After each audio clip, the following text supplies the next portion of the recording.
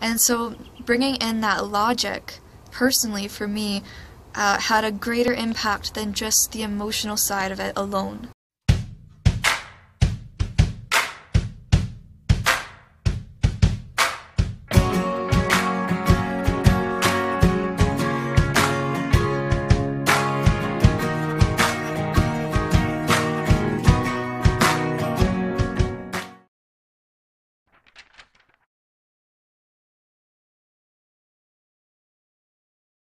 Hey guys, welcome back to another episode of Earthling Weight Loss. Thank you for tuning in again today. This is another segment of, I'm going to call it Nerd Sits on Her Patio, because it's pretty windy out lately to go for a walk. And so this is going to be another casual video. And I'd like to talk about ethical veganism versus just nutritional veganism, because I've been asked that question a few times, whether I'm into animal activism or environmentalism. And my answer to that is yes, but it's not the focus of how I choose to conduct myself as a vegan. First and foremost, I'm a nutritionist, and I believe in nutritional science to remedy health problems and just to generally gain a state of good health, just because everywhere we look around we see people suffering from sickness and disease that can be prevented by proper diet. I really admire people that are very passionate about animal activism and go out and do things to express that. But at least for me, I think that my knowledge on the science behind a vegan diet can be quite powerful for others to hear about, because kind of knowledge is power, and I know I felt empowered when I realized that I could change my health status just by changing the way I eat. And a lot of people, although they may not have prominent health problems, a lot of people are just really tired all the time, or they have, dry skin, just little things that, just by making changes in their diet, if they see those improvements, then it's kind of personal motivation for them to stick to a vegan diet, which consequently impacts animal agriculture and the environment in a positive way. I've never believed that, refraining from eating meat one night a week is going to save an animal, because it just doesn't work that way. Unfortunately, the demand is still there for it, and just as many animals are being killed for their food products. The way I see it is that if you get a whole lot of people going on this diet for reasons that maybe don't start as compassion towards animals, but if they do it first for themselves and they see the benefits that it can have in their own life, that can be very powerful versus just being horrified by the way animals are treated. Because an example of this is that the first vegan documentary I watched that featured animal torture and how things are in the agricultural business, I was horrified, and I had watched it with my mom, and she was also horrified, and we both were just in tears and hugging each other by the end of it, and just completely astounded by how these animals are treated. What is the point of killing something for a food product we don't need in our diet? How can that really be done humanely? It's rather pointless in my opinion. But coming back to the story, at that point, a few weeks later, although I still had those images fresh in my mind, it was around Christmas time, and we were having all the normal food that we have, so cheese plates and meat dishes and things like that.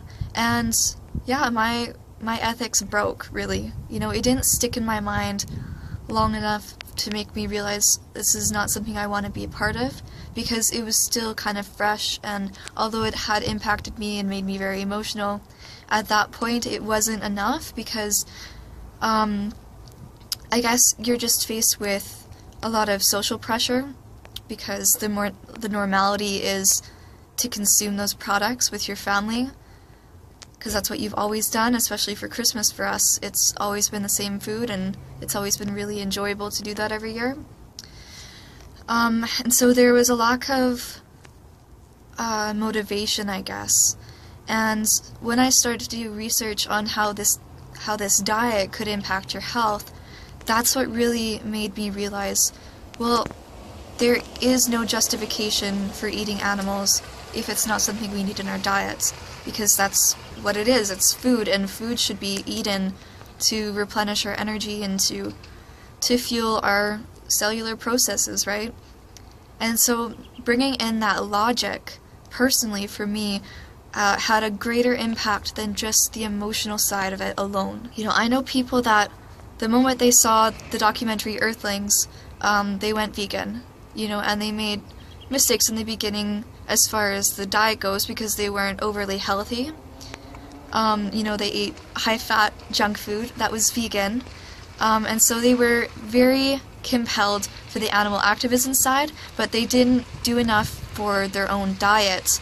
And some of them, because I've talked to some people that have tried a vegan diet and then fell off of it, they don't take care of themselves, and so they end up feeling really crappy because a lot of people end up under-eating because plant food is lower in calories typically, and you need to eat more of it to have enough energy. Or they were eating too high fat of a vegan diet and they felt really slow and sluggish and just low on energy, and they might have gained some weight, and those things were something that they did not want, and so they ended up falling off of a vegan diet.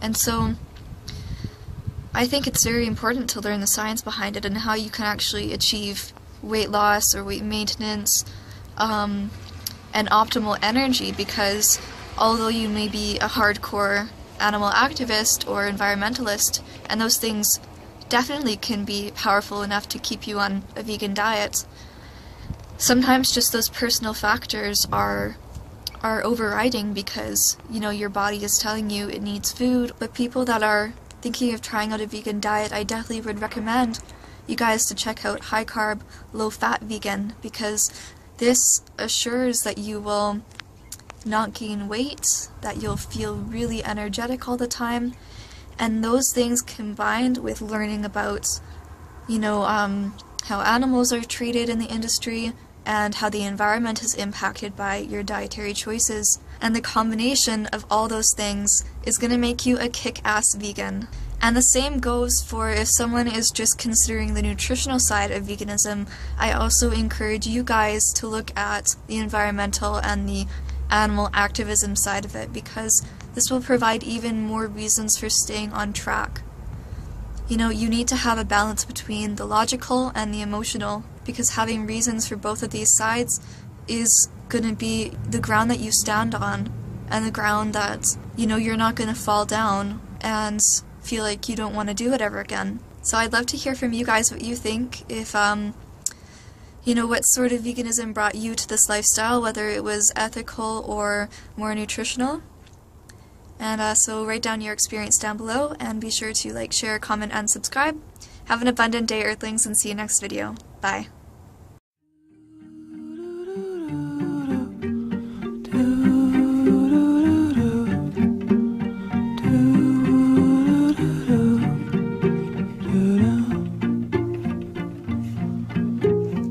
I am a songbird, you've gone for growth.